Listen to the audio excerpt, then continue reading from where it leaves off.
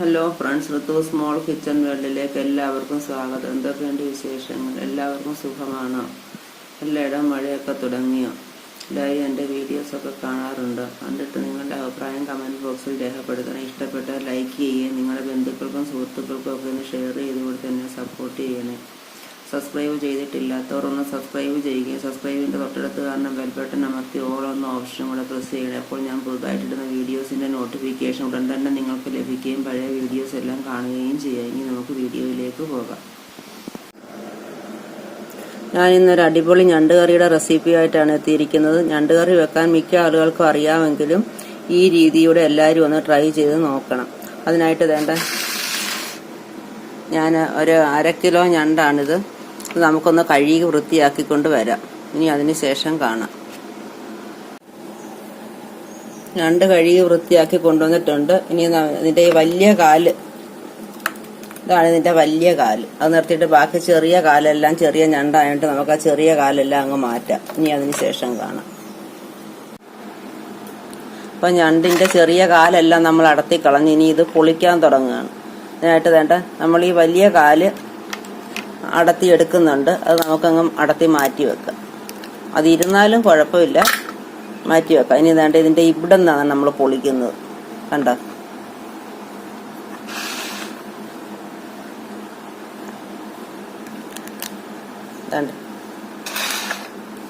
ഇതിനകത്ത് കാണുന്ന ഇതിനാണ് പൊന്നെന്ന് പറയുന്നത്.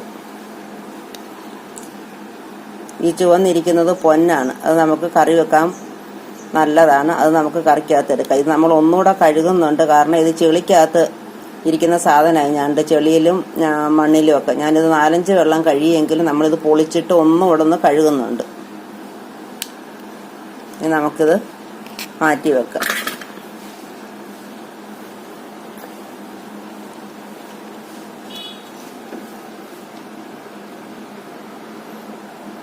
ഇതിന്റെ പൊന്നെടുത്തിട്ട് കുടലൊക്കെ നമ്മളങ്ങ് കളയും. അതിന്റെ പൊന്ന് ഇതുപോലെ നമുക്കെല്ലാം പൊളിച്ചെടുക്കാം. ഞണ്ട് നമ്മൾ പൊളിച്ചു കഴിഞ്ഞ് വേണ്ട 2 ഞണ്ടിനകത്ത് വേണ്ട ഈ പൊന്നെന്ന് പറയുന്ന സാധനം ഉണ്ടായിരുന്നു. മീനിനൊക്കെ പരിഞ്ഞിലെന്ന് പറയുന്നത് പോലാണെന്ന് തോന്നുന്നു. ഞണ്ടിന് പൊന്നെന്ന് പറയുന്നത് വളരെ ടേസ്റ്റുള്ള സാധനമാണ്. നമുക്ക് കളയാനുള്ളതല്ല, കറി വെക്കാനുള്ളതാണ്. അതുപോലെ വലിയ ഞണ്ടാണെങ്കിൽ അതിൻ്റെ കാലുകളെല്ലാം നമുക്ക് എടുക്കാം. ഇത് ചെറിയ ഞണ്ടായതുകൊണ്ട് അതിൻ്റെ അതേണ്ട ഈ വലിയ ഇറുക്കുകാല് മാത്രമേ ഞാൻ എടുത്തിട്ടുള്ളൂ. പിന്നെ ഇത് കറുത്ത പക്ഷം നോക്കി വേണം നമ്മൾ ഞണ്ട് വാങ്ങിക്കാനെന്നാണ് ഇവിടുത്തെ അമ്മയൊക്കെ പറയുന്നത്. കറുത്ത പക്ഷം എടുക്കുമ്പോൾ ഞണ്ടിന് മാംസം കൂടുതലുണ്ട്. വെളുത്ത പക്ഷം, അതായത് പിന്നെ കറുത്ത വാവ് കഴിഞ്ഞാൽ പിന്നെ 15 ദിവസം കഴിയുമ്പോൾ വെളുത്ത വാവാണല്ലോ. കറുത്ത വാവ് കഴിഞ്ഞിട്ട് നമ്മൾ ഞണ്ട് വാങ്ങിക്കുകയാണെങ്കിൽ ഇതിന് മാംസം കുറവും ഇതിന്റെ തൊണ്ടാണ് കൂടുതലെന്നാണ് പറയുന്നത്. ഇപ്പം കറുത്തവാവ് 2 ദിവസം കൂടെ കഴിയുമ്പോഴാണെന്ന് തോന്നുന്നു. അപ്പം അതുകൊണ്ട് ഇതിന് മാംസം നന്നായിട്ടുണ്ട്. അപ്പം അതറിയാൻ വയ്യാത്തവരത് നോക്കി വാങ്ങിക്കണം. അതുപോലെ ഇത് നന്നായിട്ട് കഴുകണം. കാരണം ചെളിയിലും മണ്ണിലും ഒക്കെ ഉള്ളതായതുകൊണ്ട് നല്ല വൃത്തിയായിട്ട് നമ്മൾ കഴുകിയെടുക്കണം. കഴുകിയെടുത്താൽ നല്ല ടേസ്റ്റ് ഉള്ളതാണ്. പിന്നെ കണവ, ഞണ്ട്, കൊഞ്ച്, കക്ക ഇറച്ചി ഇതെല്ലാം കാൽസ്യം ധാരാളം അടങ്ങിയിട്ടുള്ളതാണ്. ചില രോഗികൾക്കൊക്കെ ഇത് ടേസ്റ്റ് കൂടുതലാണെങ്കിലും കഴിക്കാൻ പറ്റത്തില്ല. പക്ഷെ കഴിക്കുന്നവർക്ക് വളരെ ടേസ്റ്റി ആയിട്ടുള്ള ഒന്നാണ്. നമുക്കിനി ഇത് കഴുകി അതിനുള്ള വറ്റ് ഗ്രേവികളെല്ലാം ഒന്ന് എടുത്ത് വയ്ക്കാം. അതിന് ശേഷം കാണാം. ഞണ്ട് കറി വെക്കുന്നതിന് ആവശ്യമായ എല്ലാ സാധനങ്ങളും ഇവിടെ അടുപ്പിച്ച് വെച്ചിട്ടുണ്ട്. കുറച്ച് തേങ്ങാക്കൊത്ത്, പച്ചമുളക്, പിന്നെ ഇഞ്ചി, വെളുത്തുള്ളി, ഒരു 1/2 ടീസ്പൂൺ കുരുമുളകും കൂടെ പേസ്റ്റ് ആക്കിയത്, 2 തക്കാളിയുടെ പേസ്റ്റ്, പിന്നെ ഒരു 3 മീഡിയം സൈസ് സവാള അരിഞ്ഞു വെച്ചിട്ടുണ്ട്, ഒരു 10 കഷ്ണം കൊച്ചുള്ളി, പിന്നെ കടുക് വറക്കുന്നതിനുള്ള ഉള്ളി, പിന്നെ കുറച്ച് കറിവേപ്പില, ഒരു വലിയ പച്ചമുളകായിരുന്നു, ഒരു 2 പച്ചമുളക്. ഇനി അതിന്റെ ഗ്രേവിക്ക് ആവശ്യമായ പൊടികൾ നമ്മൾ എടുത്ത് വെച്ചിട്ടുണ്ട്. ഒരു 2 ടേബിൾ സ്പൂൺ മുളക് പൊടി, 1.5 ടേബിൾ സ്പൂൺ മല്ലിപ്പൊടി, 1 ടീസ്പൂൺ അരിപ്പൊടി, 1/4 ടീസ്പൂൺ ഉലുവാപ്പൊടി, 1/4 ടീസ്പൂൺ മഞ്ഞൾപ്പൊടി, 1/2 ടീസ്പൂൺ കുരുമുളക് പൊടി, ഒരു 1/2 ടീസ്പൂൺ വലിയ ജീരകം അല്ലെങ്കിൽ പെരുംജീരകപ്പൊടി, 1/2 ടീസ്പൂൺ ഗരം മസാലപ്പൊടി, 1/2 ടീസ്പൂൺ ഉപ്പ് പൊടി. ഇതെല്ലാം കൂടെ നമുക്ക് ആദ്യം ഒന്ന് ഡ്രൈ റോസ്റ്റ് ചെയ്യാം. പൊടികൾ നമ്മൾ ഡ്രൈ റോസ്റ്റ് ചെയ്ത് വെച്ചിട്ടുണ്ട്. ഇനിയും സ്റ്റൗ കത്തിച്ച് ഒരു ചട്ടി അടുപ്പത്ത് വെച്ച് വെളിച്ചെണ്ണ ഒഴിച്ചിട്ടുണ്ട്. അതിലേക്ക് നമുക്ക് തേങ്ങാക്കൊത്ത് ഇട്ടൊന്ന് മൂപ്പിച്ചെടുക്കാം. തേങ്ങാക്കൊത്തൊക്കെ ഓപ്ഷനിലാണ്, വേണ്ടുന്നവർ ചേർത്താൽ മതി. ഇവിടെ എൻ്റെ മോന് വലിയ ഇഷ്ടം, അതുകൊണ്ടാണ് ഞാൻ തേങ്ങാക്കൊത്ത് ചേർക്കുന്നത്. ഇനി നമുക്ക് തേങ്ങാക്കൊത്തൊന്ന് മൂപ്പിച്ചിട്ട് കാണാം. തേങ്ങാക്കൊത്ത് മൂപ്പിച്ച് കോരിയിട്ടുണ്ട്. ഇനി നമുക്ക് ഇതിന് കടുക് വറക്കാം. അതിനായിട്ട് ആദ്യം ഒരു 2 നുള്ളു ഉലുവായും ഒരു 1/4 ടീസ്പൂൺ കടുകും കൂടെ നമുക്കൊന്ന് പൊട്ടിച്ചെടുക്കാം.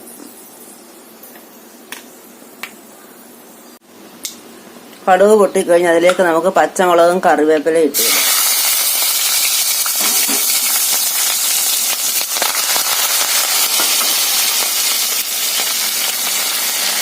ചെറുതായിട്ടൊന്ന് ഇളക്കി കൊടുക്കാം. അതൊന്ന് വാടി വരുമ്പോഴത്തേക്ക് ഇതിന് ആവശ്യമായ ഉള്ളി, കടുക് വറക്കാൻ അരിഞ്ഞ് വെച്ചിരിക്കുന്ന ഉള്ളി കൂടെ ചേർത്ത് കൊടുക്കും.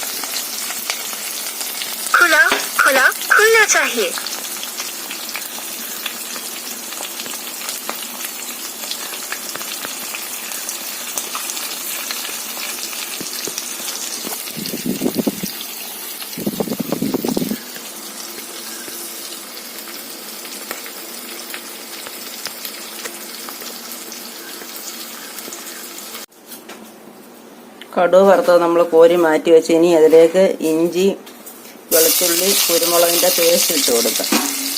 ഇതിൻ്റെ പച്ചമണം മാറുന്നിടം വരെ ഒന്ന് ഇളക്കി കൊടുക്കാം.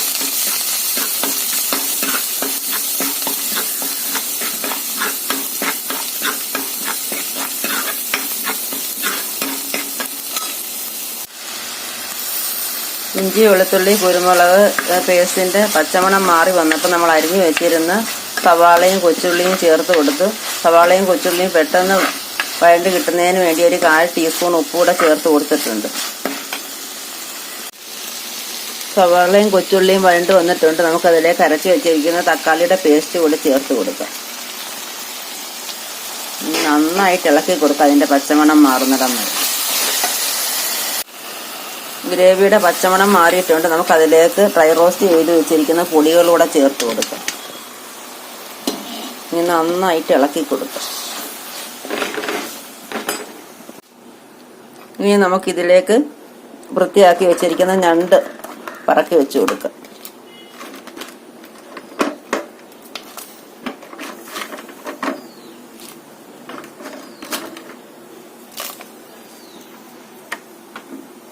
നന്നായിട്ട് ഇളക്കാം.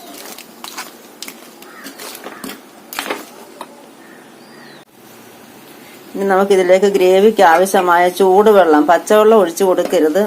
ഒന്നീ തേങ്ങാപ്പാൽ ഒഴിച്ചു കൊടുക്കണം, അല്ലെങ്കിൽ ചൂടുവെള്ളം ഒഴിച്ചു കൊടുക്കണം. ഞാൻ ചൂടുവെള്ളം ഒഴിച്ചിട്ടുണ്ട്. ഇത് വെന്ത് കഴിയുമ്പോൾ തേങ്ങാപ്പാൽ ചേർക്കുന്നുണ്ട്. നമുക്ക് നന്നായിട്ട് ഇളക്കി അടച്ച് വെച്ച് ഒരു 10-15 മിനിറ്റ് നേരം ഒന്ന് വേവിക്കണം. അതിന് ശേഷം കാണാം. ഞണ്ട് കറി ഇവിടെ തിളച്ച് റെഡിയായി വന്നിട്ടുണ്ട്. നമുക്കതിന് മുഖത്തേക്ക് ലാസ്റ്റ് ചേരുവയായ തേങ്ങാപ്പാലൂടെ ചേർത്ത് കൊടുക്കാം.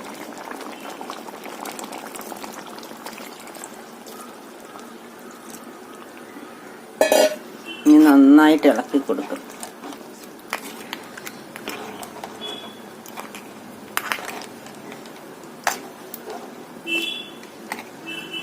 ഇനി തേങ്ങാപ്പാൽ ഇതുമായിട്ടൊന്ന് തിളയ്ക്കുന്നിടം വരെ നമുക്ക് വെയിറ്റ് ചെയ്യാം.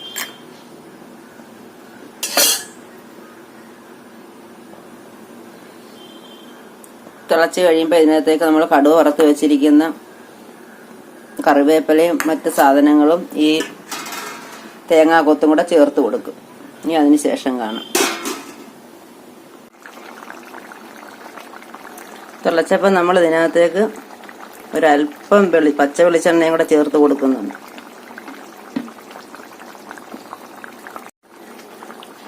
നമ്മുടെ കറി പറ്റി കുറുകി വന്നപ്പോൾ ഞാൻ അതിനകത്തേക്ക് വറുത്ത് കോരി വെച്ചിരുന്ന തേങ്ങാക്കൊത്തും കടുക് വറുത്ത് വെച്ചിരുന്ന ചേരുവകളും ചേർത്ത് ഒരല്പം ഉപ്പിൻ്റെ കുറവുണ്ടായിരുന്നു. ഉപ്പും ചേർത്ത് ഇനിയും ഓപ്ഷനിലാണ് ഞാനൊരല്പം തോട്ടുപുളിയുടെ ജ്യൂസ് കൂടെ ചേർക്കുകയാണ്. തക്കാളിയുടെ പേസ്റ്റ് നമ്മൾ ചേർത്തെങ്കിലും ഒരല്പം പുളിയും കൂടെ വേണം ഇവിടെ എല്ലാവർക്കും, അതിന് വേണ്ടി ചേർത്തതാണ്. ഇനി നമുക്ക് അതിൻ്റെ മുകളിലൊരല്പം കറിവേപ്പിലയും കൂടി ഇട്ട് കൊടുക്കാം.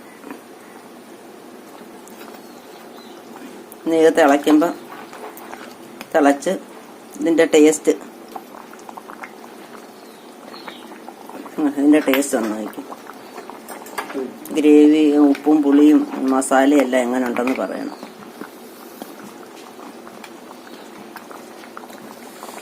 ചൂടാ. എന്തെങ്കിലും ചേർക്കണമെങ്കിൽ പറയണേ. എങ്ങനുണ്ട്? ആണോ?